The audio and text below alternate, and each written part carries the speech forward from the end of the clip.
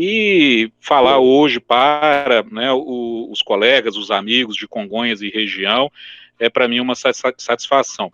Os senhores sabem do carinho especial que eu tenho por essa região, por Congonhas e adjacências, o Tarcísio de Belo Vale, o Marco Antônio de Miguel Burnier, que estão aí, todos os colegas de Congonhas e da região. Eu trabalhei muito em Ouro Branco, Conselheiro Lafayette, Piranga, enfim. Então, é uma região realmente muito interessante sob o ponto de vista histórico. Eu acho que o trabalho do Instituto Histórico e Geográfico de Congonhas, que acaba, né, com correspondentes na região toda, os senhores vão dar um contributo muito significativo para a recuperação da história e de páginas importantes da história de Minas Gerais que estão aí guardadas sob a poeira dos arquivos.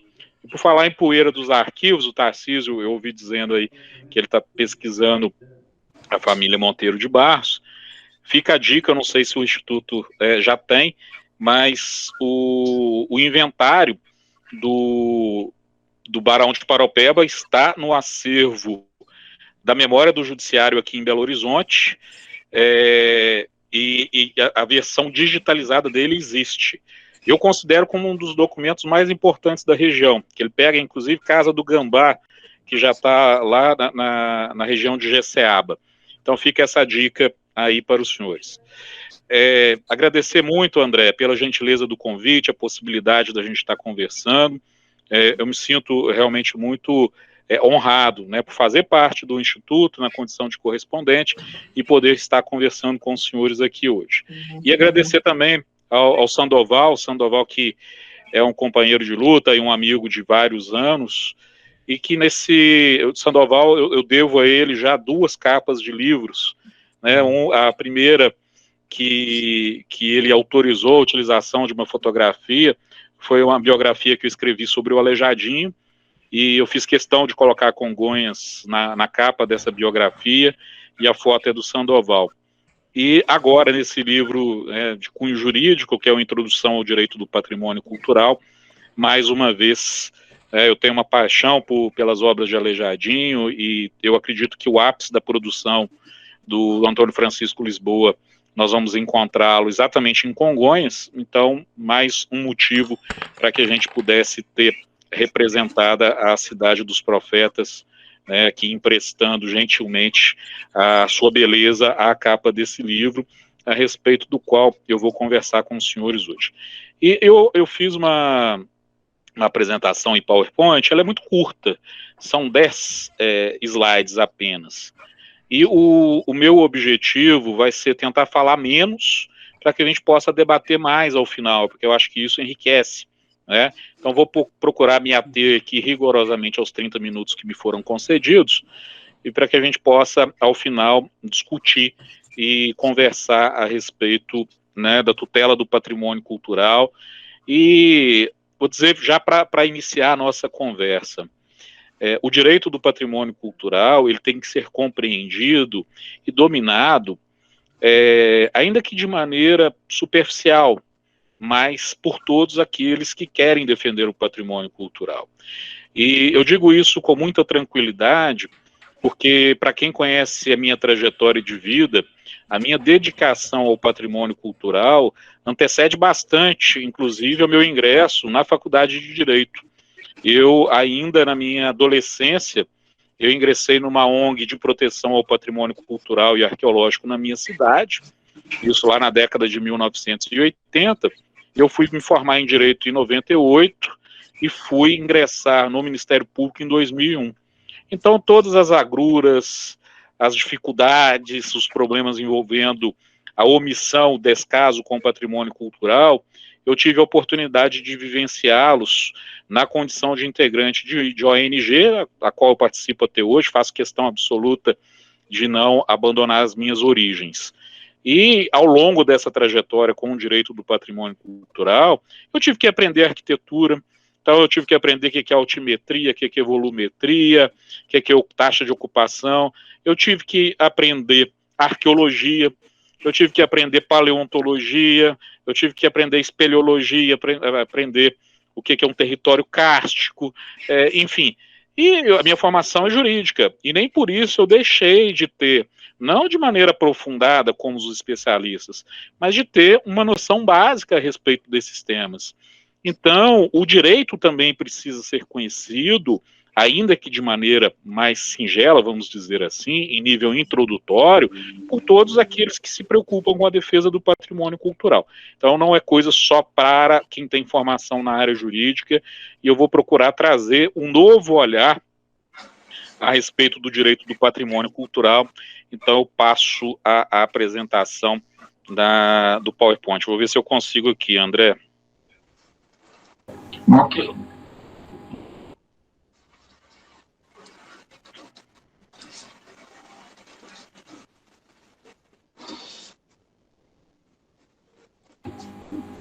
Enquanto você vai ajustando aí, doutor Marcos, eu vou apenas informar aos nossos confrades, confreiras, né, e ao público que nos assiste nesse momento, que o Instituto Histórico ele foi fundado aqui em Congonhas no ano passado, no dia 25 de novembro, na casa da nossa confreira, a Maria da Paz, historiadora do Distrito do Alto Maranhão, num simbolismo muito grande, onde nós temos o objetivo de também em desenvolver a preservação da nossa história e da nossa memória. Então, a gente vê com bons olhos esse nosso novo trabalho e também percebemos que a atual gestão pública ela está muito mais perceptível, muito mais abraçando mais essas causas. Então, a gente já tem conversado mais. Eu tenho certeza que nós poderemos colher bons frutos, não só em Congonhas, mas em toda a região. Então, doutor, está aí já apareceu aqui para nós. Fique à vontade. Ok, essa notícia é muito boa, André. Bem, então o tema que eu me proponho a discutir com os senhores aqui nessa noite é a introdução ao direito do patrimônio cultural, e eu vou dar um enfoque ao final no papel dos municípios, porque é impossível nós falarmos de tutela do patrimônio cultural, de proteção do patrimônio cultural, sem que nós tenhamos um olhar voltado para a responsabilidade dos municípios. Porque nos municípios é onde os problemas acontecem, é nos municípios em que nós vamos ter um maior envolvimento social da comunidade com seu patrimônio, enfim. E eu sou adepto da teoria de que o melhor remédio é o remédio caseiro.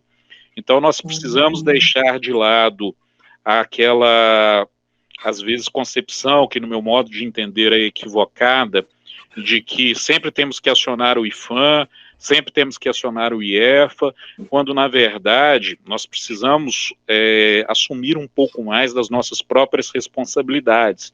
E isso se deve ser implementado, sobretudo, no âmbito do território dos municípios.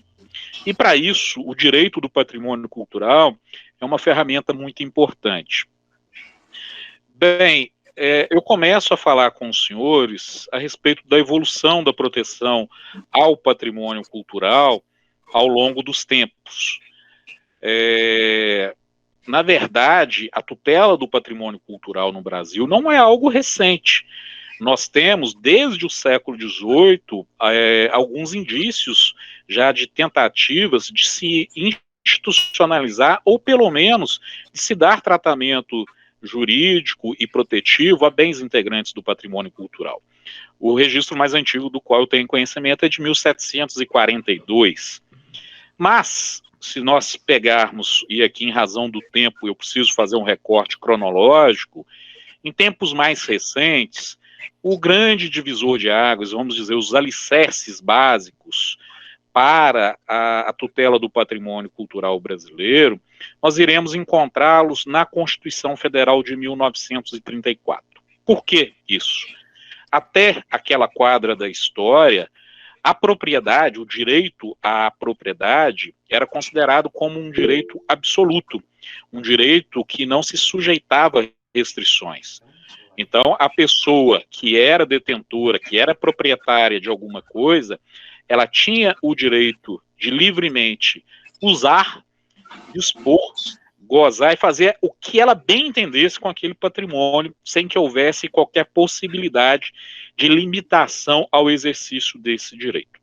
Mas com o advento da Constituição Federal de 1934, essa situação começa a mudar. Por quê? A Constituição de 34, ela institucionaliza no ordenamento jurídico brasileiro a função social da propriedade, ou seja, a propriedade deixa de ser um direito absoluto e não sujeito a limitações, e mais que isso, ela institui o dever do poder público tutelar os bens integrantes daquilo que se chamava, naquele período da história, de patrimônio histórico e artístico. Já digo aos senhores que essa expressão ela não é a mais adequada, desde a década de 1950, que a expressão patrimônio cultural é mais técnica, tanto que lá no 216 da Constituição Federal é essa a expressão utilizada. Bem, em razão disso, de 1934, nós termos as bases normativas na lei máxima, isso possibilitou o advento de outras legislações em que se limitava o direito da propriedade, uma vez que se reconhecia que a propriedade tinha uma fração que era própria do titular do domínio, mas existia uma fração a respeito da qual interesses difusos estavam sobrepostos. Ou seja, o interesse, seja pelo viés ambiental, pelo viés do patrimônio cultural, que é o que nos interessa. Então, isso ficou estabelecido e, a partir de então, nós começamos a ter os principais, ou os primeiros, melhor dizendo, diplomas normativos regulamentando o exercício do direito da propriedade e colocando limitações ao exercício desse direito. Antes disso, nós tivemos alguns projetos de lei, inclusive um de 1925, que foi capitaneado pelo governo de Minas Gerais, mas que foi elaborado pelo professor Jair Lins, mas simplesmente não teve condições de prosseguir, porque a Constituição não permitia. Enfim, então, em 1937, nós temos o advento da primeira norma de caráter nacional regulamentando a defesa do patrimônio cultural em nosso país, que é a famosa Lei do Tombamento, que foi instituída pelo Decreto-Lei 25 de 1937. Então, com a Lei do Tombamento, nós tivemos a possibilidade do poder público limitar o exercício do direito de propriedade, fazendo com que aquelas coisas que eram consideradas monumentais, aquelas coisas que eram detentoras de uma relevância destacada para o patrimônio da nação, elas pudessem ser submetidas a um regime jurídico diferenciado, dentro do qual não haveria possibilidade da destruição desses bens culturais. Isso está lá no artigo 17 da Lei do Tombamento. E, além disso, lógico, estou pegando aqui o grosso da Lei do Tombamento, que tem mais de 2 dezenas de dispositivos. O artigo 18 proíbe qualquer inserção que venha a comprometer a vizinhança, e hoje o conceito mais moderno é de ambiência do patrimônio cultural objeto de tombamento. André, como eu não estou me vendo em razão do programa que nós estamos utilizando, eu não sei se está dando para ouvir, se está ok a minha fala. Tá dando para ouvir? Está ok? Perfeito. Qualquer coisa me avise, por gentileza, que eu não tenho visão de vocês, tá bom? Tá ótimo, Marcos. Na sequência, em 1942, nós tivemos o advento de um decreto. Esse decreto é muito interessante, que ele tem 2 artigos apenas, que é o decreto 4146. Esse decreto, ele vem a regulamentar o regime jurídico do patrimônio fossilífero. O que é o patrimônio fossilífero? É aquele constituído, também conhecido como patrimônio paleontológico, que são os fósseis, né, de vegetais, de animais, de seres vivos em geral, desde que não estejam ligados à produção humana. Então aqui nós temos a proteção, por exemplo, para os animais da megafauna extinta, como tigre, dente de sabre, as preguiças gigantes que habitavam o patrimônio de Minas Gerais, inclusive há cerca de 11 mil anos, 12 mil anos atrás. Em 1960, pois não? Desculpa te interromper, mas apenas os slides é que nós não estamos vendo eles movimentarem. Tá, eu tô na sequência, tá, André? Eu tô falando ainda na sequência. Eu falei da Constituição, tá aí, evolução da proteção do patrimônio cultural? Não, continua o poder público municipal. Primeiro, transparência. Engraçado que eu mudei aqui. Aliás, está na conclusão, né? Está invertido, como se fosse o final. Olha se atualizou. Ainda não. Engraçado. Deixa eu... Então tem que alterar isso aqui. Só um minutinho, André, desculpa. Ok, fica à vontade. O Sandoval já chegou, Sandoval. Boa noite, confrade, tudo bem?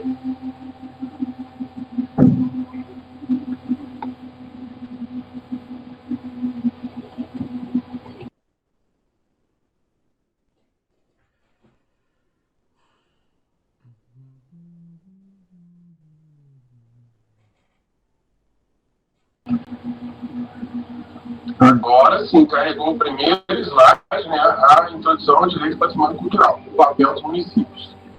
Foi para o segundo? Ainda não. Ainda está na tela de abertura.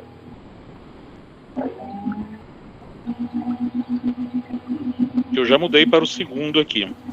Ainda, para nós, pelo menos, não atualizou ainda. O promotor Marcos Paulo, o senhor poderia dar um F5 na apresentação? Eu acredito que ela fica tela cheia e o senhor consegue passar. Isso, bom. Ela está em tela cheia, Marcos. André, eu te ouvi me cumprimentando aqui. Boa noite, doutor Marcos. Boa noite a todos aí, todas.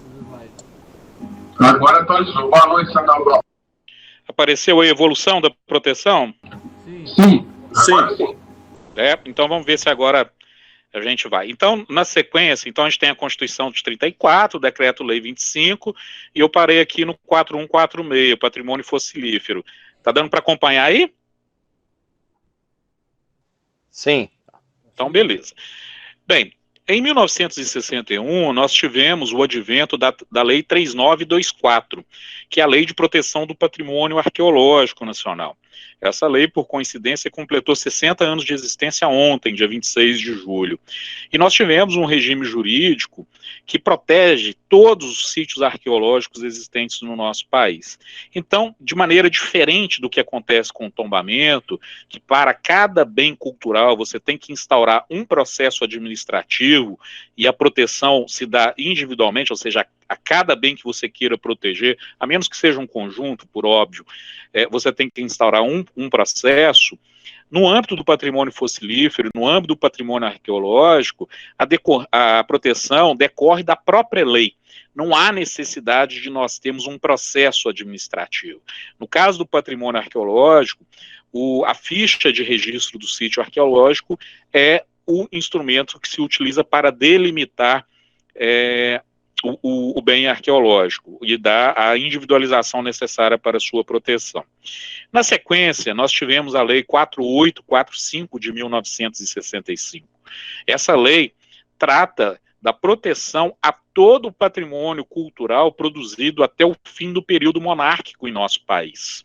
Então, todo o patrimônio antes da República, produzido até o advento da República, mesmo que no período colonial, mesmo que no período pré-independência do Brasil, existe uma proteção jurídica. Esses bens, por exemplo, não podem ser exportados para fora do país de maneira definitiva, sob pena de cometimento do crime. Aqui, os senhores devem se recordar, para quem não se recorda, fica como curiosidade para que não se esqueçam, nós tivemos um presidente da República que foi visitar Sua Santidade, o Papa, se não me fala a memória, foi o João Paulo II ainda, e levou uma Santana Mestra de presente, uma Santana Mestra aqui de Minas Gerais. E era uma Santana Mestra do período colonial, né? E ele presenteou o Papa com a Santana Mestra. E quando ele retorna ao Brasil, esse presidente da República, ele recebe uma notificação para que ele apresentasse a documentação de autorização da saída do bem do país. E, obviamente, não tinha autorização, até porque não poderia haver, porque é terminantemente vedado, e esse presidente da República passou a vergonha de ter que pedir o presente dado ao Papa de volta, sob pena de ser responsabilizado por crime. Então, esse é um dispositivo muito interessante que pouca gente conhece. E em 1977, aqui na sequência histórica, nós temos o decreto 978, que promulga a Convenção Relativa à Proteção do Patrimônio Mundial, Cultural e Natural da Humanidade. E Congonhas, os senhores conhecem isso aí muito bem, porque nós temos patrimônio cultural da humanidade em Congonhas. E, as pessoas às vezes falam, isso é tombamento internacional? Não. Tombamento internacional é uma figura que não existe. O tombamento é ato de exercício do poder de império do poder público. Então, essa chancela, a natureza jurídica é outra, tá? Nós não podemos falar em tombamento internacional. Na sequência, e aqui o grande divisor de águas, eu falei que o pontapé inicial foi dado com a Constituição de 34, mas o grande divisor de águas adveio com a Constituição de 88, porque ela muda substancialmente todo o ordenamento jurídico, e lá no artigo 216 um artigo primoroso, onde nós temos agora as bases, os alicerces da tutela do patrimônio cultural brasileiro. Então nós tivemos um salto muito grande de 34 para 88. E aqui a própria questão terminológica, enquanto na Constituição de 34 a gente falava em patrimônio histórico e artístico, esse senhor pendrive pode estar demorando a carregar em razão disso. Não mudou, né, André? Okay. Não, ainda não. Eu vou alterar. Atualizou. Problemas para a implementação. Isso. É isso? Terceiro slide? Exato. Ok. Apareceu aí, né? Sim, ok. Parece que está com um pequeno delay, mas vamos lá. Então, Okay. quais que são os grandes problemas? Apesar da gente ter essa normatização bastante extensa, quais que são os principais problemas que nós verificamos para que isso saia do campo normativo e entre no campo prático? Eu identifiquei vários problemas e eu gostaria de compartilhar com os senhores aqui. A primeira grande questão é a não inclusão da temática patrimônio cultural nas grades curriculares acadêmicas. Eu, quando me formei em Direito, o pouco que eu estudei de patrimônio cultural foi em Direito Administrativo, estudando Eli Lopes Meireles, quando aquele autor trata da intervenção do Estado na propriedade privada. E aí nós aprendemos desapropriação, tombamento, enfim. Mas isso é muito pouco, isso não é o suficiente para que nós tenhamos uma gestão adequada, uma aplicabilidade adequada de toda essa normatização. Outra questão que me afigura como responsável durante grande tempo pela não implementação dessas normas foi a pouca cobrança do tema em concursos públicos. Então, concurso para magistratura, para ingresso no Ministério Público, isso não era cobrado. As pessoas focavam muito lá no direito penal, no processo penal, mas o direito do patrimônio cultural, até pouco tempo, não era objeto de cobrança. Na sequência, pouco conhecimento sobre o tema pelos operadores do direito e profissionais das áreas técnicas. Então, aqueles juízes, os promotores, os advogados que se formaram em tempos mais antigos, vamos dizer assim, não tiveram contato com essa matéria no âmbito da faculdade, dos bancos de faculdade. Isso, por óbvio, que vai repercutir na dificuldade da aplicação dessas normas de matérias que você não tem um conhecimento aprofundado.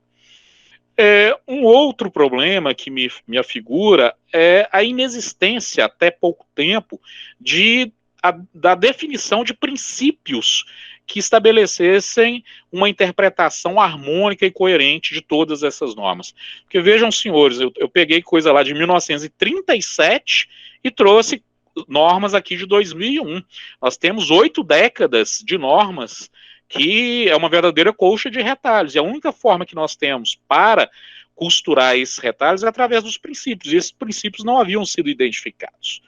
E o pouco engajamento da sociedade também me afigura como um grande problema. E aí me permitam, se nós temos muitas ONGs, ou pelo menos tínhamos muitas ONGs, ONGs, voltadas para a defesa do meio ambiente, até pouco tempo atrás, poucas eram as ONGs voltadas para a proteção do patrimônio cultural. E isso gera um problema muito grande em termos de envolvimento da sociedade. Né? Hoje, felizmente, isso já tem mudado. Mas ainda assim, se os senhores fizerem um comparativo das ONGs, né, das parcelas organizadas da sociedade civil, se nós compararmos aquelas dedicadas ao meio ambiente e aquelas dedicadas ao patrimônio cultural, nós vamos verificar que as que trabalham com o patrimônio cultural, elas têm um número bem inferior aquelas que trabalham com o meio ambiente natural. Bem, na década de 2000 nós temos o início da mudança, não sei se esse slide apareceu aí.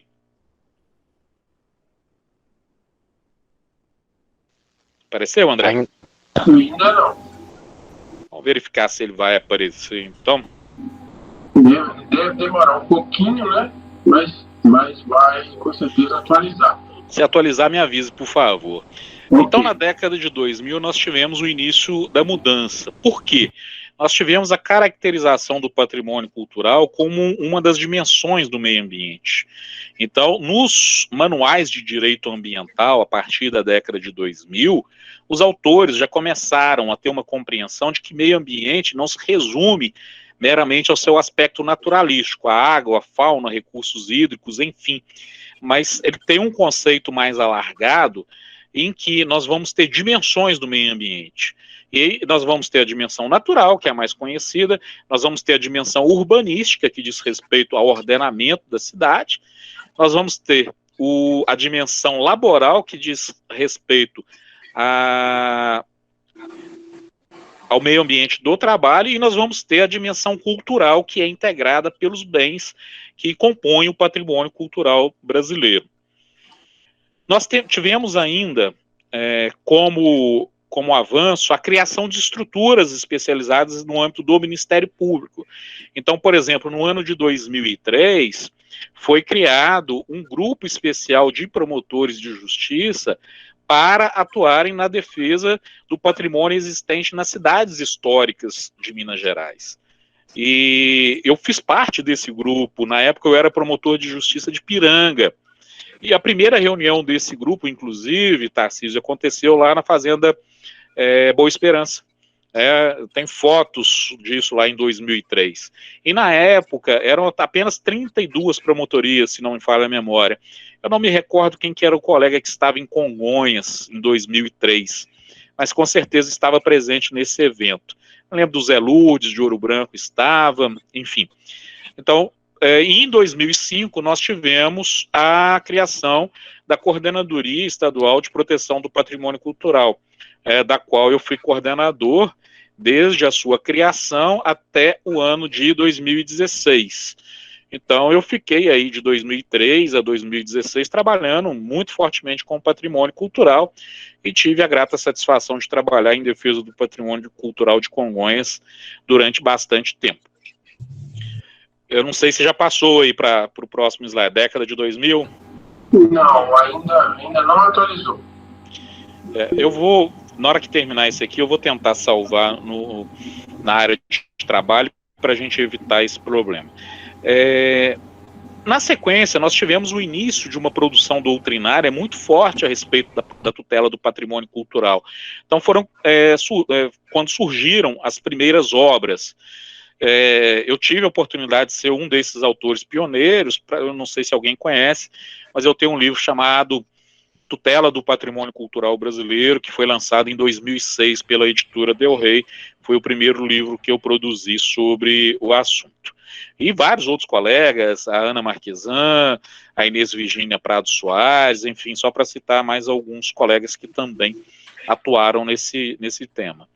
A partir de então, nós começamos a ter muitos enfrentamentos judicializados pelo Ministério Público, não só de Minas Gerais, mas do Brasil como um todo, e nós começamos a ter uma formação de uma jurisprudência mais forte sobre a tutela do patrimônio cultural, com decisões inclusive do STJ e do STF. E, para nossa felicidade, houve também um início de uma maior cobrança do tema em concursos públicos.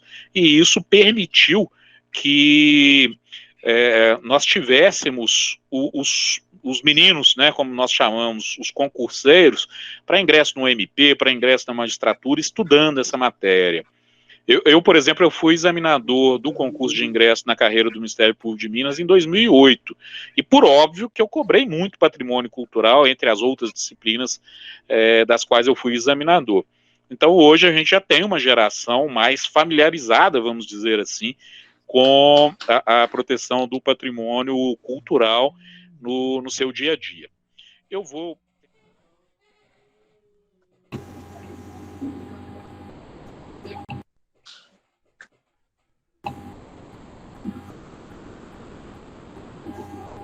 Hugo, Oi. Hugo, você está me ouvindo aí? Seu microfone está aberto, ok?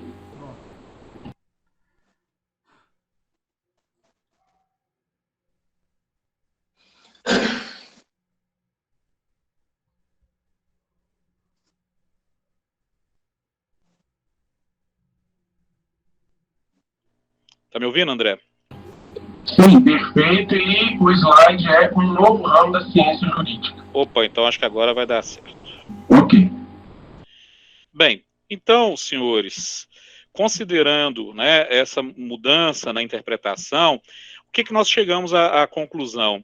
De que, com a implementação de todos esses dispositivos, nós tivemos, e isso é muito normal quando nós tratamos de direito, o direito ele é uma evolução e ele sempre deve atender aos reclamos da sociedade de acordo com as suas situações atuais. Então, hoje, por exemplo, nós temos direito aeroespacial, que é uma coisa que a gente não pensava 50 anos atrás, porque nós temos uma nova dinâmica que exige que nós tenhamos regramento a respeito desse assunto. Então, o que nós chegamos à conclusão depois aí de mais de 2 décadas de estudos a respeito da implementação do patrimônio cultural? O André Franco Montoro, que é um grande jurista que trabalha a introdução à ciência jurídica, ele diz que a dinâmica da vida econômica e social e as transformações que se operam fazem surgir novas realidades e situações que repercutem sobre as pessoas e suas relações. E essas situações acabam por gerar novos problemas e a necessidade de formulação de, entre aspas, novos direitos. Daí surgindo enxertos na árvore da ciência jurídica, tais como o ambiental, o consumidor, o cibernético e etc. No âmbito da doutrina internacional, e aqui o Fabrizio Leme, que é um doutrinador italiano que escreve sobre patrimônio cultural, e o Eduardo Vera Cruz Pinto, que é um português, um lusitano, eles falam exatamente isso. E aqui, para nossa tranquilidade, mesmo em nível de Europa, esse ramo jurídico, esse ramo especializado, ele vai surgir a partir da década de 90. As obras mais antigas que eu tenho, tratando do direito do patrimônio cultural, e eu estudei várias, é do direito francês, de 1990. Então, nós não estamos tão atrasados assim. Então, senhores, qual que é a resposta? Nós temos um novo ramo da ciência jurídica e a resposta é positiva.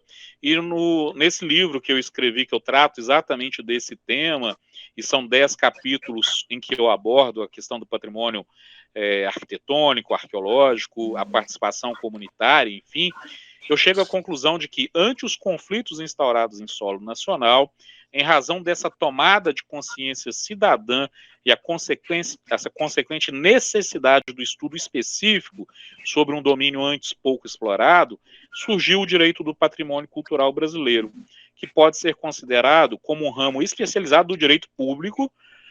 Então, aqui, dentro da divisão do direito, eu entendo que ele é um ramo do direito público composto por normas e princípios que disciplinam e buscam a proteção, a preservação, a fruição, a difusão e a gestão dos bens culturais em nosso país. E ante ao seu variado campo de abrangência, o direito do patrimônio cultural necessita, isso aqui é importantíssimo, dialogar permanentemente com outras ciências, tais como a história, a arquitetura, a arqueologia, a conservação, o restauro, a antropologia, em um intercâmbio interdisciplinar e cooperativo, aberto e permanente, a fim de alcançar a mais eficiente e adequada tutela dos bens culturais. Para alcançar a sua plena efetividade, esse específico ramo do direito precisa ser conhecido por todos os agentes envolvidos com com a proteção e a gestão dos bens culturais, mesmo que não tenham formação específica na área jurídica. Então, em conclusão, aqui partindo para a questão dos municípios, o município nada mais é do que a pátria em miniatura, e essa expressão não é minha. Então, é no município que nós vamos ter os principais problemas. E não adianta nós querermos fazer política pública de patrimônio cultural sem que nós tenhamos profissionais com formação adequada nessa área. Eu costumo dizer o seguinte: se você quer ter uma política pública na área de saúde, você tem que ter médicos, você tem que ter dentistas, você tem que ter enfermeiros. Então, para você ter uma política pública na área de patrimônio cultural, você vai ter que ter arquitetos, historiadores, você tem que ter um corpo técnico mínimo para poder trabalhar isso, né? E aí os senhores vão me perguntar, é uma faculdade, é uma possibilidade, é uma opção, ou é algo obrigatório os municípios atuarem na defesa do seu patrimônio cultural? E a resposta está na própria Constituição Federal, que diz o seguinte: é competência comum da União, dos estados, do Distrito Federal e dos municípios proteger os documentos, as obras e outros bens de valor histórico, artístico e cultural, os monumentos, as paisagens naturais notáveis e os sítios arqueológicos. Então, vejam, senhores, que a Constituição não coloca como uma mera possibilidade. Ela diz que é competência, ou seja, isso é obrigatório. E é ainda obrigação dos municípios, juntamente com a União, com os estados, com o Distrito Federal. Então, nós temos aqui aquilo que a gente chama de uma competência que é imposta cumulativamente a todos os entes federativos. Ainda, impedir a evasão, a destruição e a descaracterização de obras de arte e de outros bens de valor histórico, artístico ou cultural. Proporcionar os meios de acesso à cultura, à educação, à ciência, à tecnologia, à pesquisa e à inovação. Então, no inciso 3, a gente tem, por exemplo, o princípio da proteção ou o princípio da intervenção estatal obrigatória. O prefeito municipal, ele não tem juízo de discricionariedade para atuar somente naqueles casos que ele acha que deve. Toda vez que um determinado bem cultural se colocar numa situação de ameaça, há a necessidade da intervenção estatal obrigatória do município. Quando a gente fala de impedir a evasão, no inciso de número 4, isso se chama princípio da conservação in situ, ou seja, o patrimônio cultural, como regra, ele deve ser mantido no território onde ele foi produzido. E é esse dispositivo que a gente trabalha muito para evitar o comércio clandestino de bens culturais. Quando a gente fala de proporcionar os meios de acesso à cultura, o que nós estamos falando? De princípio da fruição coletiva do patrimônio cultural. O patrimônio cultural, ele deve ser fruído da maneira mais ampla por toda a comunidade. E aqui, um outro dispositivo que é fundamental é o parágrafo 1º do artigo 216 da Constituição Federal. E esse dispositivo diz, talvez seja o mais importante de todos no âmbito da estrutura constitucional de nosso país. O poder público, com a colaboração da comunidade, promoverá e protegerá o patrimônio cultural brasileiro por meio de inventários, registros, vigilância, tombamento e desapropriação e de outras formas de acautelamento e preservação. Então, quando fala o poder público com a colaboração da comunidade, nós temos aqui o princípio da participação comunitária, de maneira que o município, enquanto poder público, né, e aqui o meu enfoque é no município, ele tem o dever, mas a comunidade também tem. Então, por exemplo, o Instituto Histórico e Geográfico de Congonhas, ele tem corresponsabilidade por atuar na defesa do patrimônio cultural da sua área de atuação, de abrangência. Então, o dever é um dever solidário e não um dever solitário. E por último, a gente tem aí, que além do tombamento, outras formas de acautelamento e preservação. Que formas são essas? São as mais variadas possíveis. Por exemplo, uma representação feita por uma ONG na promotoria de justiça para que apure um determinado ato de lesão ao patrimônio cultural ou um ato de omissão em relação ao patrimônio cultural que deveria ser protegido. No parágrafo 2º, nós temos uma coisa que é muito importante, que é a obrigatoriedade da administração pública, aí quando eu falo administração pública, os municípios estão inseridos, de ter a gestão adequada da sua documentação governamental. E aqui, quando nós falamos de gestão adequada, é inclusive daqueles documentos que são de conservação permanente, aqueles documentos históricos. Então, a rigor, todo município deveria ter o seu arquivo histórico. Então, senhores, meus caros confrades e confreiras, a nossa conclusão é no sentido de que ao poder público municipal, e quando eu falo poder público municipal, eu não estou falando só prefeitura, porque nós temos o poder legislativo também, a Câmara Municipal, e sobre a qual recai uma parcela muito grande de responsabilidade pela tutela do patrimônio cultural, toca uma importantíssima parcela de responsabilidade no cumprimento do dever, e aqui não é da faculdade, tá? É do dever irrenunciável de tutelar o patrimônio cultural brasileiro nos limites do seu território, por óbvio. Então, não resta dúvida de que, no âmbito de cada município, por menor que seja, que nós devemos buscar, de acordo com a realidade de cada um, por óbvio, nós não temos como dar um tratamento idêntico para todos os municípios, porque as particularidades, elas precisam ser respeitadas. Enfim, em linhas gerais, era isso que eu gostaria de trazer para os senhores. Eu acho que o mais importante aqui é agora aqueles que tiverem eventuais dúvidas que a gente possa discutir, debater, e se alguém tiver interesse em conhecer mais sobre o assunto, esse livro nosso está disponível aí em vários canais, que é o Introdução ao Direito do Patrimônio Cultural Brasileiro, com essa bela representação dos profetas de Aleijadinho aí, graças à colaboração, o apoio do Sandoval. Então, senhores, eu agradeço muito pela atenção. Para mim, realmente é um motivo fundamental de importância dentro desse cenário. Eu não sei se o Ítalo já retornou aí para que eu possa responder a pergunta dele, mas é de ter um envolvimento social forte, cobrando realmente de maneira intensa. Porque nessa experiência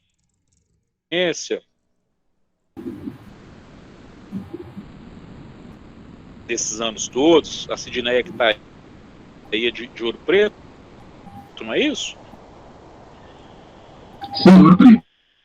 Sidneia está presente. Lá em Ouro Preto aconteceu um caso que samaritana, para mim é Afrodite, não é samaritana, mas enfim, lá do Alto da Cruz, e queriam levar para o Museu da Inconfidência. Esse busto seria uma obra pioneira do Aleijadinho, teria sido a primeira escultura do Aleijadinho. E logo de início nós já começamos a trabalhar. Do ponto de vista jurídico, eu falei ali, nós temos que impedir a evasão, e se aquele busto foi feito para o Alto da Cruz, tinha que ficar lá. A princípio, nada deveria fazer com que aquilo retirasse. E houve um clamor tão grande da comunidade, e o que impediu a retirada do busto não foi nem a atuação do Ministério Público, não foi nem a atuação judicial, não.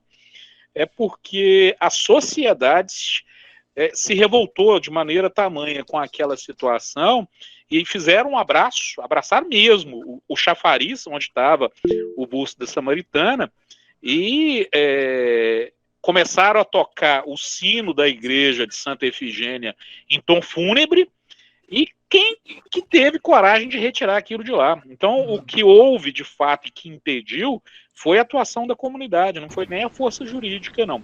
Então, eu acho que isso é muito importante, André, que a gente atue de maneira integrada. É lógico, sem radicalismo, porque a gente tem que evitar o talibanismo cultural também.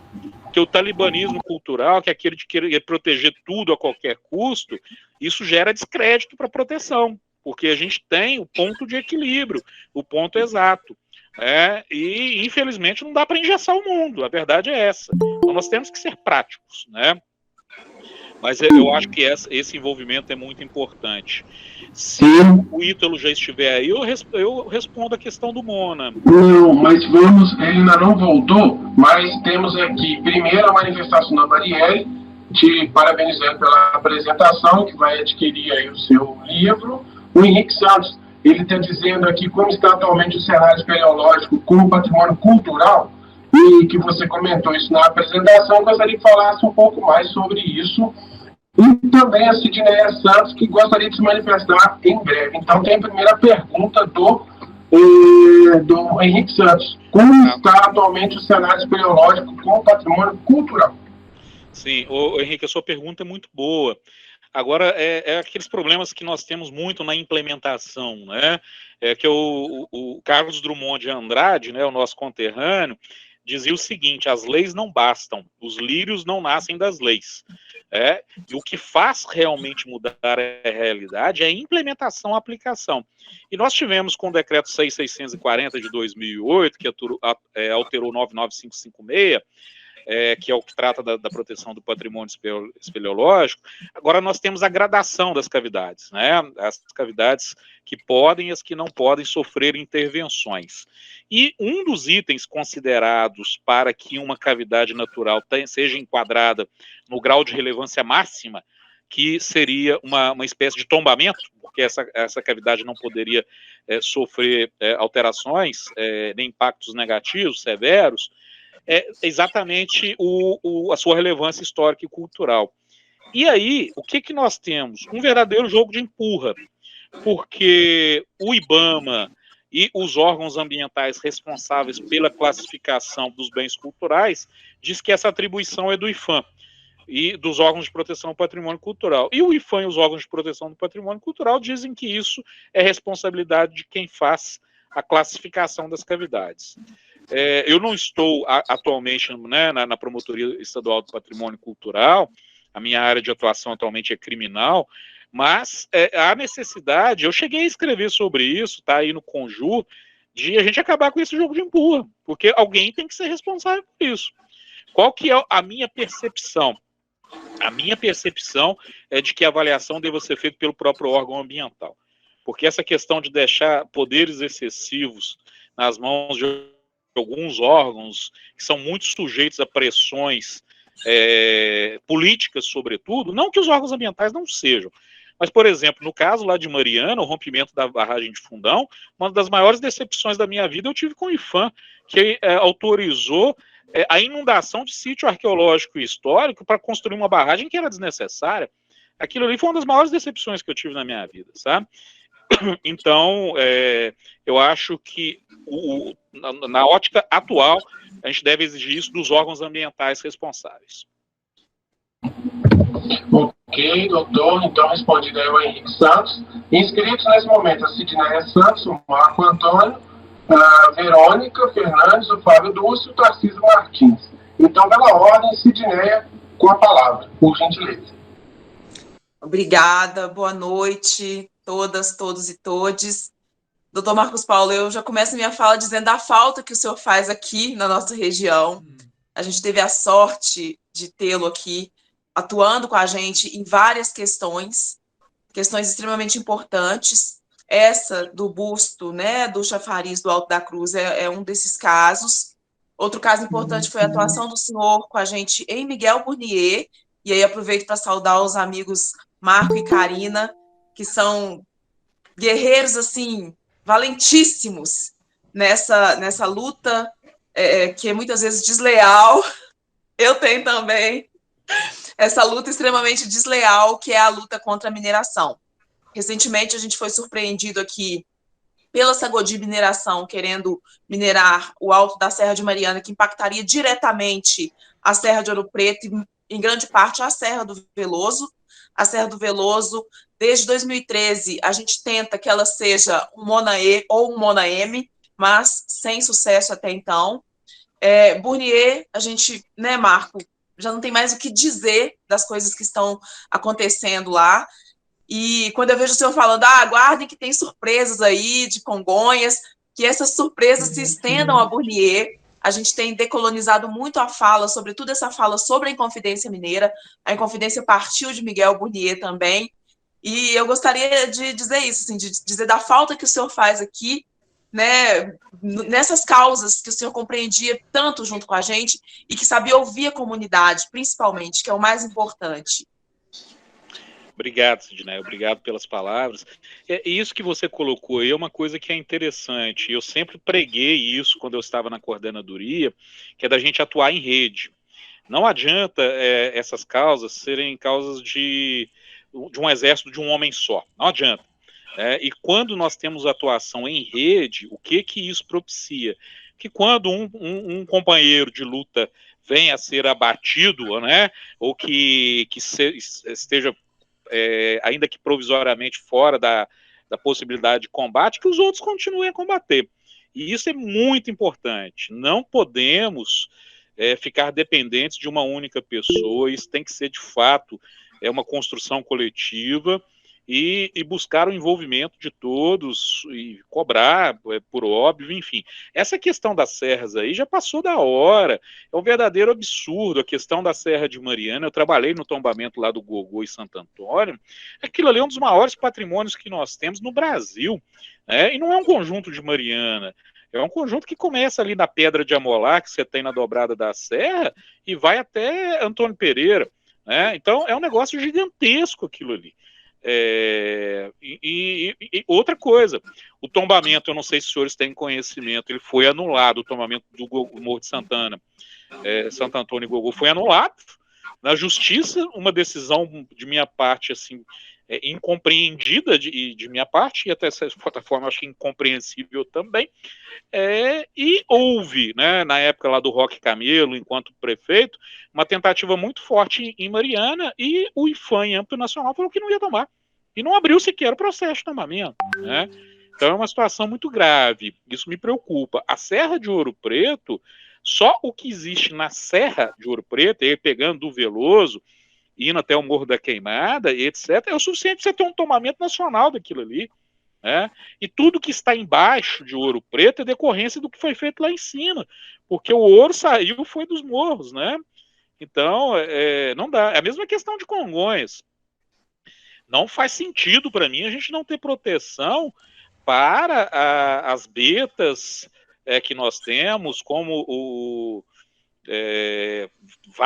várias regiões que nós temos. O Veeiro talvez seja a região mais expressiva, mas nós temos outras também, e não tem proteção para isso. Parece que os profetas do Aleijadinho, a Matriz da Conceição, a Basílica surgiram das atividades dos escravos nas encostas dos morros, né?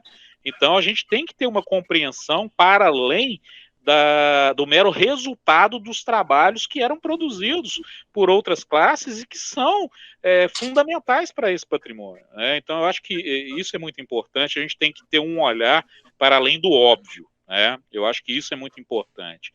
E a luta pelo patrimônio espeleológico, arqueológico, paleontológico, ela é inglória. É um patrimônio que fica debaixo da terra, ninguém dá valor a isso na maioria das vezes, né?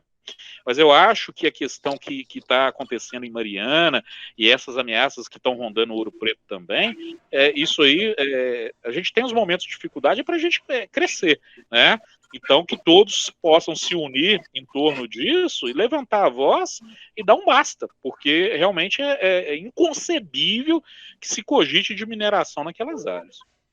E aqui a gente tem sofrido, só mais um comentário breve, do outro lado da serra também, né? Do Botafogo, Bocaina, Amarantina até Burnier, a situação é lamentável.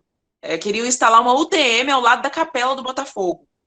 Então a gente tem, assim, se desgastado muito nessas lutas. A comunidade de Amarantina está assolada pela Predeira Irmãos Machado, não tem qualidade de vida, não tem dignidade, querem expulsar pessoas que moram há mais de 80 anos num lugar por conta de uma servidão mineral.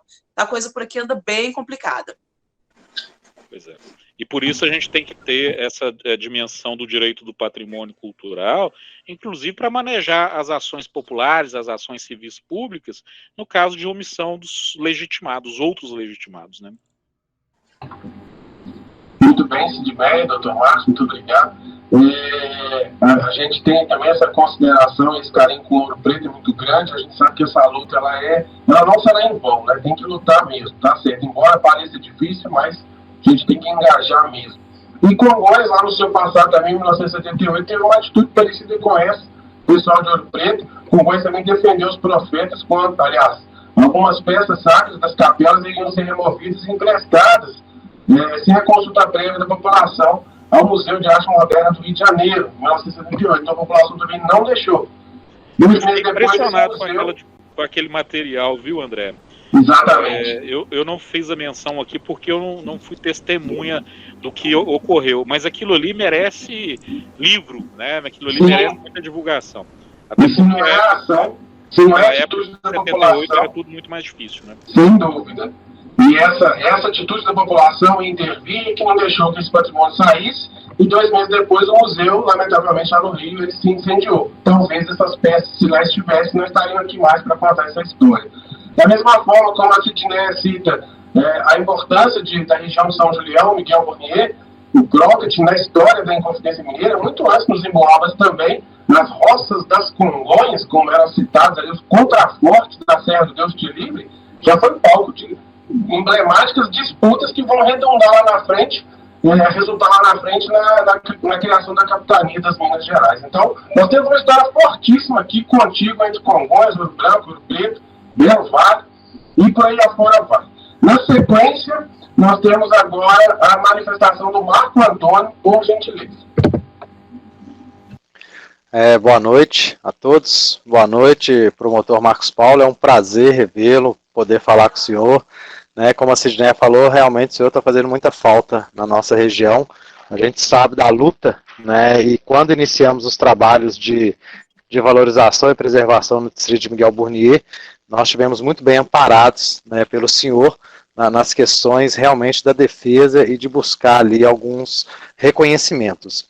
E aí eu venho até fazer uma pergunta diante da palestra e do livro do senhor em relação ao direito do patrimônio cultural, porque em Miguel Burnier, como a gente sabe muito bem, nós estamos com um risco muito grande de perdas do patrimônio histórico, do patrimônio cultural, da identidade da comunidade. Em 2012, nós tivemos o tombamento das capelas de Nossa Senhora Auxiliadora de Calastróis, a antiga São Julião, da capela de Nossa Senhora da Conceição de Chiqueiro dos Alemães, e essas capelas de 2012, hoje estamos em 2021, são 9 anos, elas estão completamente abandonadas, não houve nenhuma ação que pudesse garantir a preservação desses bens. Pelo contrário, nós tivemos algumas intervenções que aceleraram o processo de arruinamento desses bens, e a gente precisaria ter um respaldo realmente como sociedade civil para poder buscar essa cobrança junto ao executivo, principalmente, e também aos proprietários. Uma fala que é muito colocada tanto pela empresa Gerdau, no caso que a de Calastróis está no terreno da empresa Gerdau, e a prefeitura também em alguns momentos alega isso, fala que o bem é de responsabilidade da arquidiocese. A arquidiocese ela está totalmente omissa em relação a esses bens. E a gente não sabe a quem mais recorrer, porque os bens estão se perdendo, Chiqueiro dos Alemães, a gente não consegue chegar nem próximo à capela, de tanto mato, abelha, então a situação tá complicada. E os bens são tombados, infelizmente, eles estão tombando, e a gente queria saber, e aí do senhor, o que a gente poderia atuar para poder buscar realmente uma responsabilidade em cima desses bens. Obrigado. O Marco, realmente assim, lamentável a gente verificar a situação de abandono do patrimônio cultural de Miguel Burnier. Mas tem uma solução, juridicamente é fácil de conseguir a solução para isso, porque um dos princípios da responsabilidade civil, ou seja, de quem é o dever de cuidar, é o princípio da solidariedade. O que diz o princípio da solidariedade? Todos aqueles que tiverem, ainda que uma pequena parcela de responsabilidade, eles são responsáveis pelo todo. O que eu quero dizer disso? Num caso desse, seria possível você acionar simultaneamente a arquidiocese, o município e a Gerdau, e eles que resolvam entre eles lá de quem que é a responsabilidade. E é possível, inclusive, você cobrar daquele que aparentemente se mostra com melhores condições de arcar com a responsabilidade. Então, se você tem uma grande empresa, tem um município, tem uma arquidiocese, você vai poder escolher de qualquer um dos 3 que você vai cobrar. Isso é plenamente viável, né? E me parece que a escolha aí é óbvia. Então, isso não teria maiores dificuldades. E outra coisa, a fala do município está equivocada. O artigo 19 do Decreto-Lei 2537, que é a lei do tombamento, fala que nos casos de urgência, e o caso lá é obviamente de urgência, é obrigação do poder público adotar todas as medidas necessárias e depois ele cobra de quem for o responsável. Tá? Então isso aí tem solução jurídica muito fácil, né, a respeito disso. Não é complexo não. Tá? Excelente, promotor, mas muito bom ter o senhor aqui com a gente, né, cumprimentando todos. Minha, Marco, e assim, parabéns, eu sei da luta de vocês lá em Miguel Burnier, eu tive lá desde a primeira audiência pública que eu tive que ir escoltado e voltar escoltado pela polícia, que foi à noite, né, você deve se recordar disso. Sim, 2011. Exato. Enfim, e alguns avanços foram conseguidos. E outra coisa, gente, aí a gente tem que ser muito sincero e tudo. Essa vida nossa é vida de luta mesmo, viu? É de luta. É luta. Eu falei com vocês, eu comecei a mexer com isso, eu tinha 17 anos de idade. Hoje eu tô com 47 e é só luta, é só briga. Sim. Enfim, o que a gente não pode é desistir nunca, né? E bater. A gente não muda a realidade da noite pro dia, não. É um desafio. Sim, e aí a gente agradece muito o Instituto Histórico e Geográfico de Congonhas que está se unindo a nós nessa preservação e nessa luta aí. Exatamente. São pessoas que realmente... condições aí de fazer uma liderança na defesa do patrimônio cultural, como acontece, me parece que tem alguém aqui do sul do país, mas nós tivemos algumas ONGs muito fortes, assim, que fizeram um trabalho para entrar para a história do Rio Grande do Sul, por exemplo, porque eles conseguiram congregar profissionais de diversas áreas, inclusive da área jurídica, e comprava briga mesmo, entrava com ação civil pública, enfim. Então, eu acho que o Instituto Histórico e Geográfico de Congonhas tem um potencial muito grande. Agora, minha dica, cautela, ponderação, bom senso. A gente tem que trabalhar sem banalizar, porque senão a gente perde a credibilidade. Sem sombra de dúvidas, doutor Marcos. E ao Marco Antônio e a todos aí de Miguel Burnier, o nosso abraço. A gente sabe que é uma luta difícil, mas nada é impossível. A gente vai trilhar o caminho mais certo possível, né? Aí na sequência, a Verônica Fernandes, ela está ali parabenizando o doutor Marcos na palestra e pergunta: para quem é da área e busca especialização acadêmica nesta área do direito, o senhor tem alguma recomendação? Se for aqui pelo sul, melhor. Aí a Verônica pode esclarecer se o sul é o sul de Minas ou o sul do Brasil. Com a palavra, Verônica, por gentileza. Nós temos algumas especializações, até que a Verônica se manifeste aí. Não sei se... ela está conosco. Pois não, Verônica, fica à vontade. Obrigada pela palavra, mas realmente é o sul do Brasil, nesse caso. Eu falo de Porto Alegre, estou à frente de uma fundação privada no momento, fruto do processo de privatização, uma tentativa da gente proteger o acervo da memória da eletricidade aqui no Rio Grande do Sul e também o Memorial Érico Veríssimo. Foi criada a Fundação Força e Luz, e eu sou do direito e estou à frente desse espaço no momento, que é um espaço bem central aqui na nossa capital, e, enfim, me interessam todas as titulações que possam fundamentar qualquer argumentação minha. Então, se o senhor tiver conhecimento de cursos especializados nessa área que possam trazer um pouco mais de conhecimento, porque realmente eu não tinha muito acesso a essa informação desse ramo do direito, porque, como o senhor disse, na faculdade a gente não vê, né? E agora, diante das demandas as minhas demandas acumuladas, eu me tornei, assim, um pouco mais ávida por informação, por assim dizer. Perfeito, Verônica. Eu deixei meu e-mail, tá aí no chat, e se você quiser entrar em contato, eu não sei se você conhece a colega Ana Marquesan, que é procuradora de justiça aí, a Aninha é professora, tem a Annelise também, a gente tem outros colegas, e eu verifico com eles o que a gente teria de especialização aí no Rio Grande do Sul para poder facilitar para você. Aqui em Minas nós temos algumas, enfim, agora talvez, eu não sei se você já tem uma especialização em direito ambiental, na maioria das vezes no ambiental a gente tem a disciplina patrimônio cultural e daria para você dar ênfase a isso no ambiental. É uma saída também. E no ambiental eu sei que a Fundação Escola Superior do Ministério Público do Rio Grande do Sul me parece que tem uma pós-graduação. E aí eu posso verificar, me manda um e-mail, eu levanto isso para você, tem muitos amigos. Aliás, vou estar numa palestra aí dia 17 de agosto, o Dia do Patrimônio Cultural, vou estar em Porto Alegre, no Ministério Público aí do Rio Grande do Sul, para tratar desse tema. Bacana, e a gente agradece a Verônica a participação aí do Sul do Brasil. Verônica, pode falar. Não, só agradecer, obrigada. Ok. Na sequência, manifestação Fábio Durso, por gentileza, com a palavra. Boa noite a todos e a todas.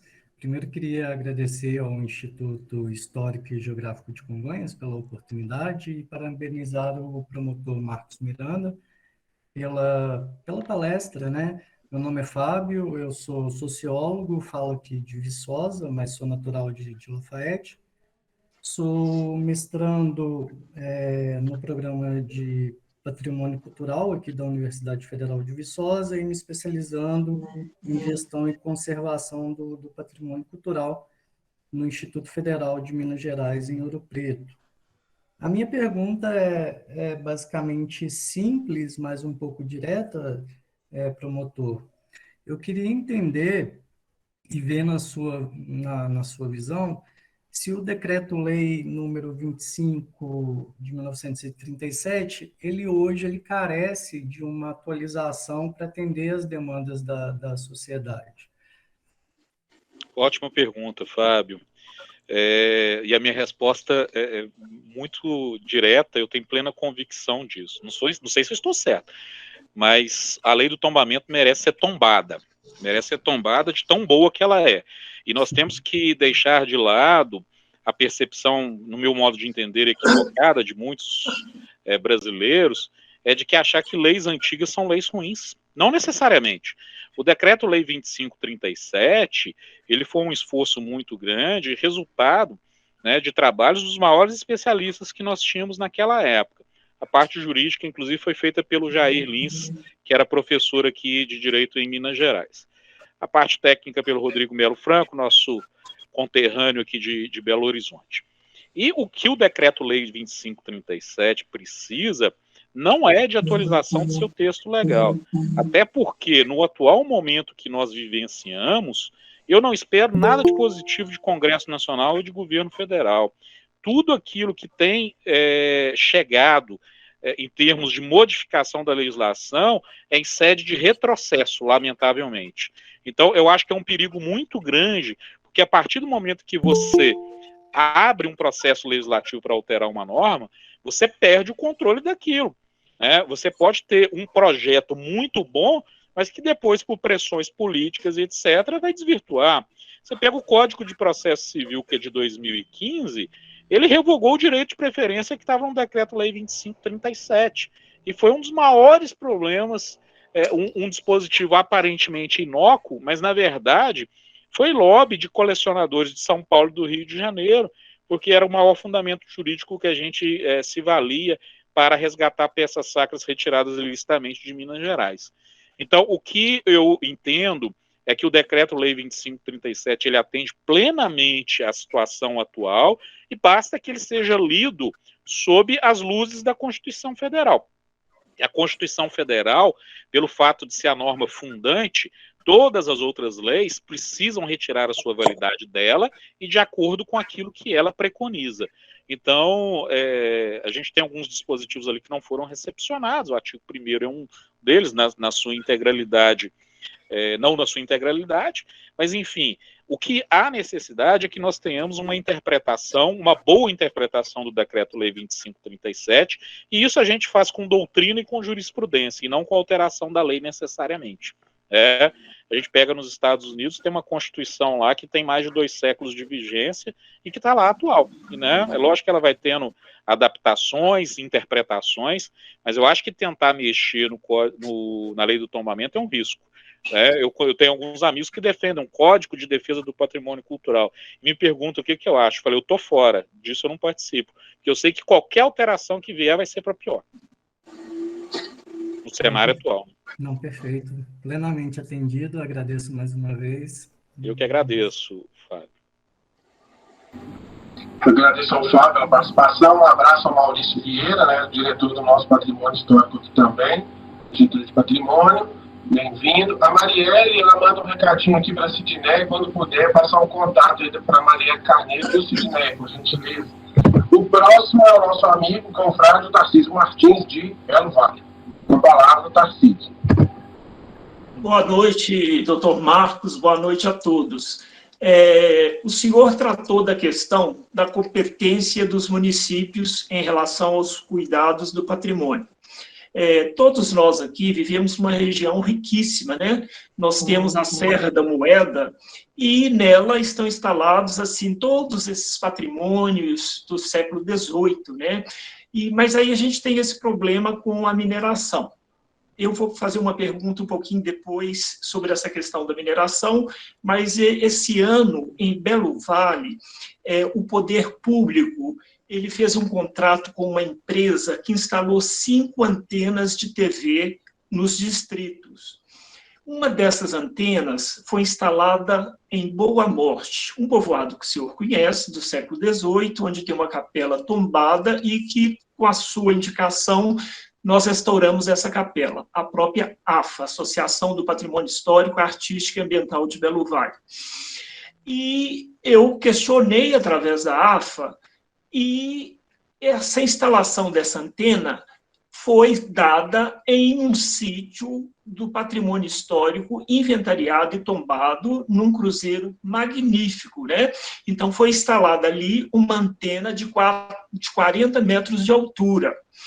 E a comunidade, assim, investiu em mim, investiu na AFA, porque a gente estava tirando o direito deles de ter o sinal de telefone. A gente estava questionando não o sinal, mas o local de instalação. E o município, eu sou membro do Conselho de Cultura, reclamei na Secretaria de Cultura, como membro, como cidadão, como participante da AFA, e a secretária me disse que era uma indicação do secretário de Obras, que é do local. Então, a gente tem um grande problema que os nossos pequenos municípios, eles não estão aparelhados para a preservação do patrimônio, né? Não tem um corpo técnico adequado e ainda tem esse problema, né, em toda essa região nossa, porque os municípios dependem da mineração e priorizam a mineração ao patrimônio. Agora, nós estamos lutando com um outro grave problema que está sendo implantado um chacreamento com 50 chácaras na Serra dos Mascates, também próximo a Boa Morte. É um sítio arqueológico onde deu origem aos quilombolas, né? Boa Morte é um remanescente de quilombola. Nesse caso, agora, a gente está tendo o apoio do promotor Dr. Vinícius Alcântara, que está em cooperação em Belo Vale. Então, mas assim, a gente luta com essas questões do município. E, além do poder público ser negligente nessas questões, em função dos royalties, dos minérios, a gente tem um problema também da falta de um promotor constante no município, porque ele vai em cooperação, ele vai um dia na semana e tem vários problemas.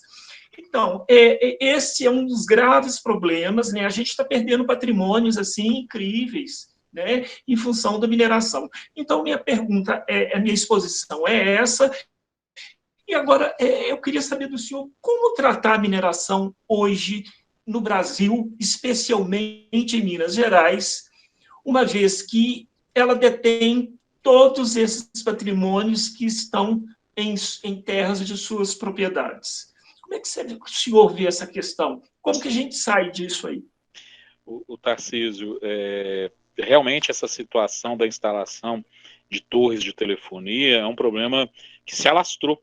E o interessante é que parece que eles fazem questão de escolher o patrimônio cultural, que eu acho que é onde tem um sinal melhor. É impressionante. Coloca exatamente, se tem uma capela aqui, e você pode chegar, né, 300, 400, 500 metros de distância para não impactar, não, coloca ao lado. Isso aconteceu em Ouro Preto, agora, deixa eu ver aqui, não, foi em Itabirito, e num distrito de Itabirito, a Curuí, fizeram exatamente isso, e mais, em Matias Cardoso, no norte de Minas, que é a primeira igreja de Minas Gerais, ela é mais antiga do que as de Ouro Preto, ainda era da época do Bispado de Pernambuco, ela é de 1692, colocaram 3 antenas bem ao lado da igreja matriz. Uma mais atrás, que era mais antiga, e as outras duas do lado. Ficou parecendo que chifrinho de capeta, assim, na igreja. Uma coisa horrorosa. E lá nós entramos com a ação e conseguimos retirar as 3. Um outro caso foi em Morro do Pilar, uma capela que era só inventariada, nem era tombada com uma boa morte. Conseguimos tirar, sim. Então, e outra coisa boa, né, que eu explico aí no livro, não existe fato consumado contra o patrimônio cultural. Ninguém tem direito adquirido de degradar o patrimônio cultural, não. Então pode passar 50 anos que é viável tirar, tá? Então, eu sugiro procurar o doutor Vinícius para olhar isso, assim como essa questão do chacreamento na Serra dos Mascates. A questão da mineração é muito complexa. A primeira coisa é a gente não fechar os olhos para a realidade, e às vezes isso pode parecer desagradável, mas eu sou muito prático. Não adianta a gente querer viver num mundo sem mineração. Não dá.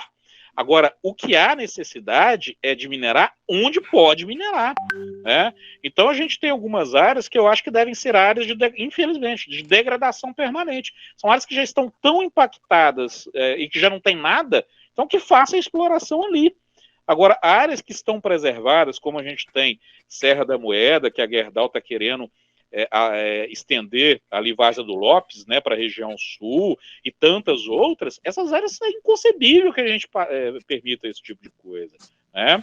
Então, eu acho que o grande problema é a gente selecionar, e se a gente tivesse um zoneamento econômico, ecológico sério em Minas Gerais, a gente teria a indicação, falar, olha, aqui pode minerar, porque aqui já não tem mais nada, está degradado, né? Agora, nós não temos. Infelizmente, o poder público, de maneira geral, seja no âmbito municipal, estadual e federal, não tem muita preocupação com isso, não. Porque isso mexe com interesses de grandes empreendedores e detentores do capital econômico, que não raras vezes é quem banca a campanha de determinadas personalidades políticas do nosso país, né? Ok, agora eu quero esclarecer sobre a pesquisa que eu estou fazendo atualmente. Na realidade, André, não se trata de um estudo sobre a família Monteiro de Barros. Se trata de uma pesquisa que eu estou mapeando todos esses patrimônios históricos. Eu faço um recorte de Belo Vale Moeda de 300 anos atrás, desde a ocupação do Médio Paropeba em Belo Vale Moeda. Então, eu estou fazendo um trabalho em loco com todas essas fazendas coloniais, essas ruínas, estou fotografando, estou mapeando, e eu coloco a Boa Esperança como aquele elemento de identidade, né, que fez todo esse desenvolvimento, modelo para as fazendas da região do século XVIII e XIX. Então, é um trabalho de pesquisa muito interessante, né, contando como surgiu o Quilombola da Boa Morte, da Chacrinha, fazendo uma história do povo do lugar. Então, não se trata exatamente de um trabalho sobre a família Monteiro de Barros, mas, de alguma forma, através da Fazenda Boa Esperança, ela está na minha pesquisa. Muito obrigado aí, doutor Marcos. Esclarecido, Tarcísio, excelente, e a gente já fica aqui ansioso pelo resultado do seu trabalho, tá bom? Sucesso aí. Obrigado. O Diego Polinelli, ele fala aqui, doutor Marcos, que o pedido do Ítalo para o senhor falar sobre a instituição da MONA, né, na Serra do Caraça, vai muito de encontro com o que o Tarcísio também acabou de nos dizer aqui. E a Sidneia, ela lembra que lá em Ouro Preto também tem uma antena na Torre de São Francisco de Paula, né? Mas que, infelizmente, eles pagam lá um valor para a Irmandade. Então, são essas questões. O próximo Próximo inscrito é Alexandre Costa, por gentileza, com a palavra. Olá, boa noite a todos e a todas. Prazer estar aqui e ver tantos bons amigos como o André Candreva, o Sandoval, Maurício Vieira, e ver aqui a bela exposição do Dr. Marcos Paulo de Souza Miranda. Bom, deixa eu me apresentar só brevemente. Eu moro em Congonhas durante 6 anos, onde trabalhei na prefeitura, e lá pude olhar mais de perto essas questões envolvendo patrimônio, mineração, né? E hoje eu faço doutorado em História na Universidade Federal de Juiz de Fora. Meu orientador é o professor Marcos Olender, e eu busco identificar, né, quais as identidades de Congonhas na relação com o patrimônio, né, a partir do título de 85 para cá. Bom, a minha pergunta para o Dr. Marcos Paulo, eu me lembro de uma atuação muito firme do Ministério Público, quando o senhor estava à frente da coordenação de proteção do patrimônio, naquela questão envolvendo o plano de expansão da CSN, né, onde ia ser construída uma usina, e havia um forte interesse para esse investimento de cerca de 11 bilhões. Foram feitas várias audiências públicas do Ministério Público, né, e o senhor chegou até dizer que Congonhas poderia perder o título de Patrimônio da Humanidade. Eu gostaria de saber, retomando essa época, se esse risco era realmente real, né, de Congonhas ser incluído na lista de patrimônios em risco, né, a semelhança de Potosí, na Bolívia, né, e eu gostaria de saber também qual que é a avaliação que o senhor faz dessa aprovação, né, desse projeto da PL 27/2008, de Iniciativa Popular.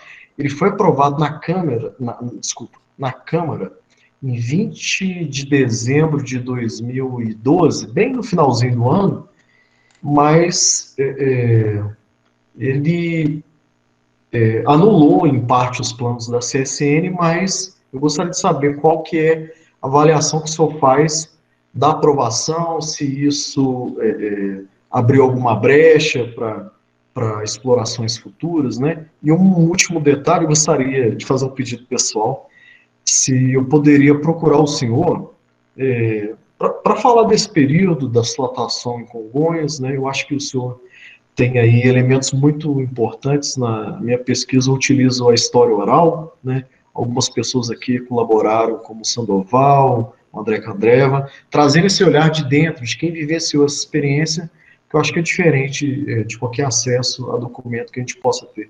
Bom, é isso, muito obrigado.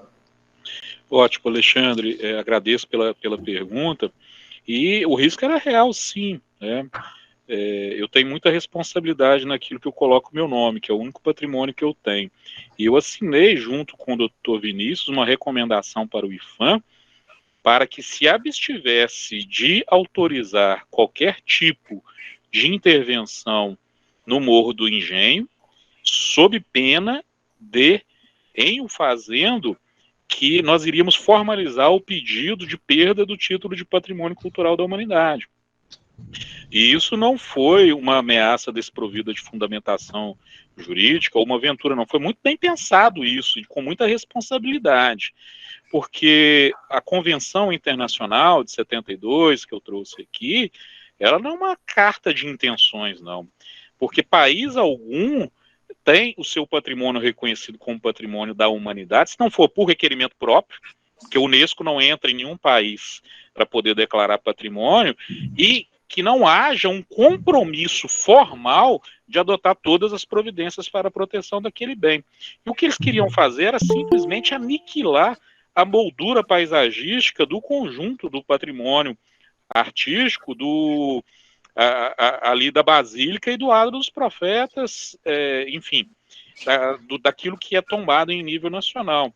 E nós iríamos pedir sim, sem problema nenhum, porque ou o Brasil tem seriedade para cumprir as convenções das quais ele é signatário, então que se retire, né?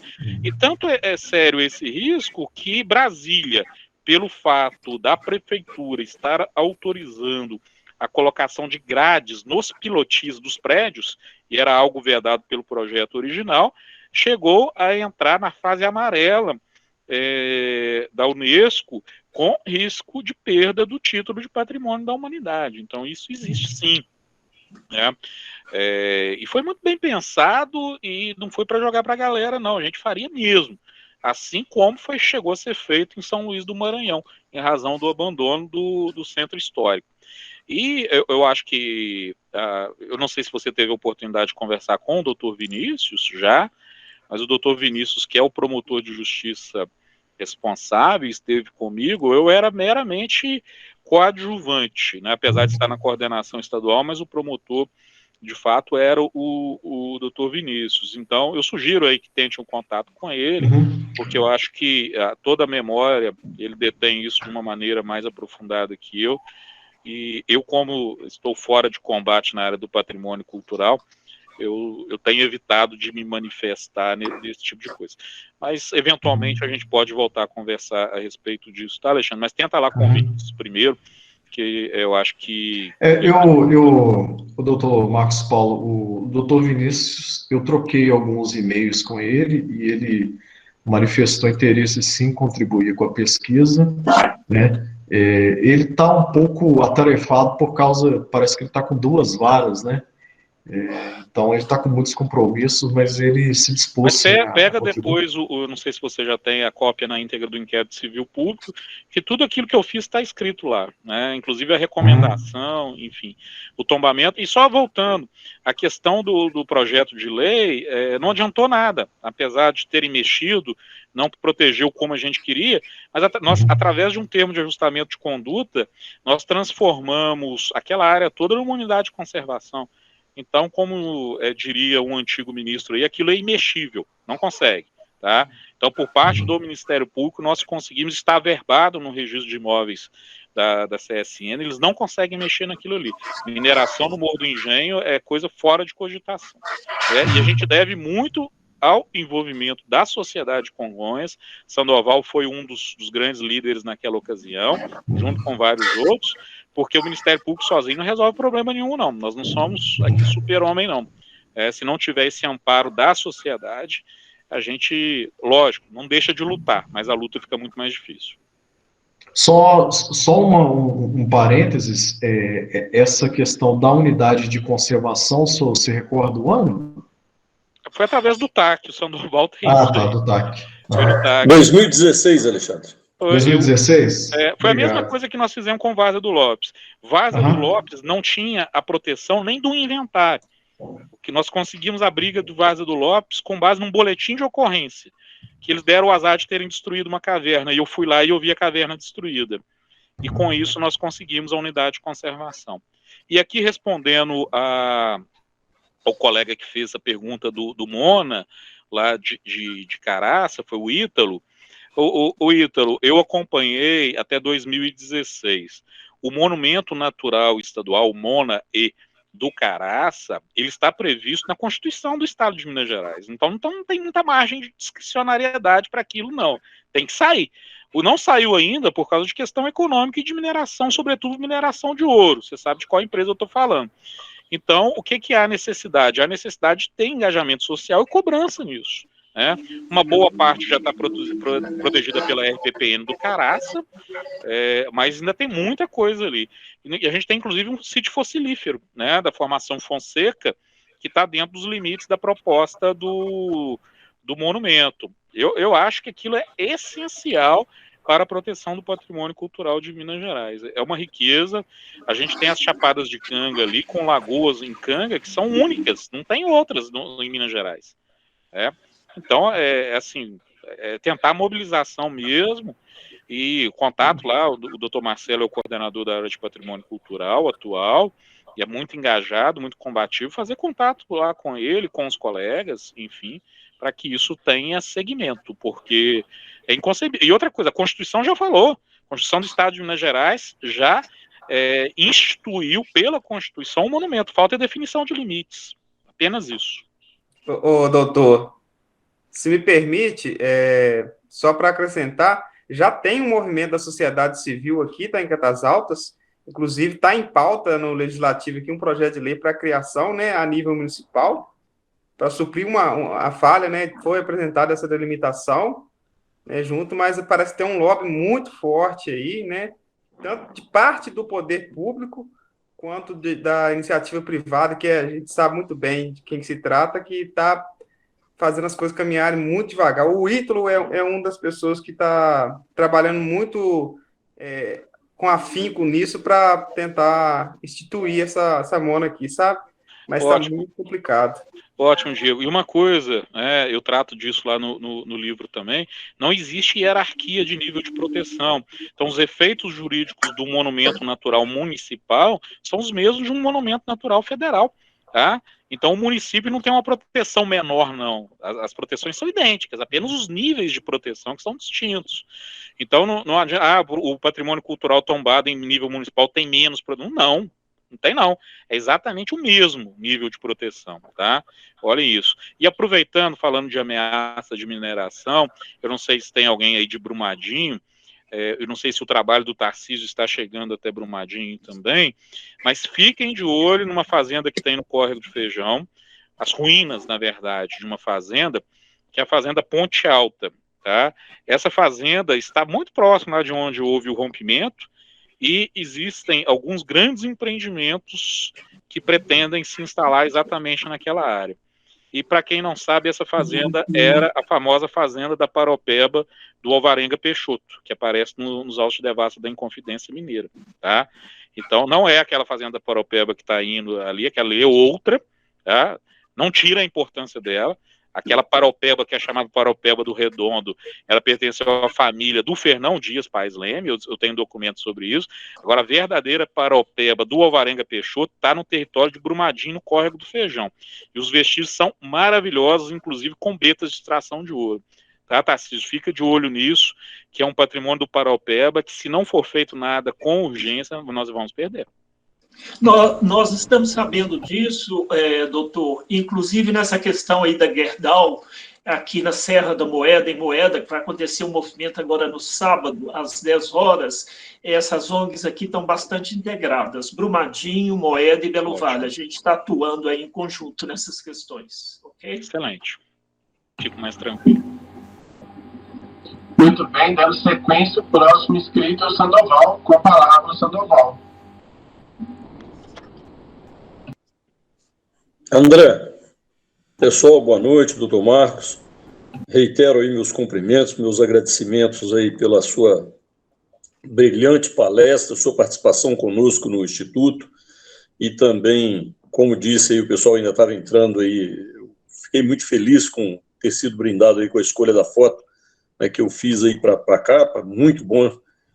Gostei muito da palestra, nós todos do Instituto estamos muito honrados aí com sua presença, com sua participação.